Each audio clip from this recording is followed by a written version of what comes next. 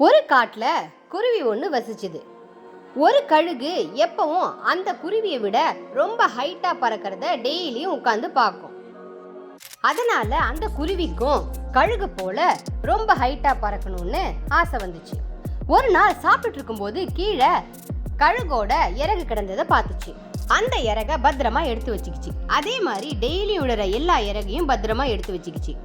தான் சேகரிச்சு வச்ச எல்லா இறகுகளையும் எடுத்து அது பின்னாடி சொருகிக்கிச்சு. இதை பார்த்த அதோட ஃப்ரெண்ட்ஸ் எல்லாரும் கிண்டல் பண்ணி சிரிச்சாங்க. அதை கண்டுக்காத அந்த குருவி மேல பறக்க ஆரம்பிச்சுது. ரொம்ப ஹைட்ல பறக்கணும்னு நினைச்ச அந்த குருவியால பறக்கவே முடியாம கீழே கீழே விழுந்துட்டே இருந்துச்சு. அதே டைம்ல மேகம் கருத்து பயங்கரமா இடி மின்னலோட மழையும் பெய்ய ஆரம்பிச்சுது.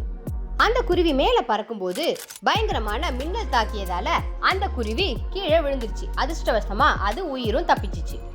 எழுந்து பார்க்கும்போது அது சொருகி இருந்த கழுகோட இறகுகள் எல்லாம் கீழே இருந்ததை பார்த்து அது ரொம்பவே கவலைப்பட்டுச்சு. அதோட உண்மையான இறகால மட்டும்தான் பறக்க முடியும்னு நினைச்ச அந்த குருவி அன்னையிலிருந்து தன்னோட இறக வச்சு மட்டும் சந்தோஷமா பறக்க ஆரம்பிச்சுது.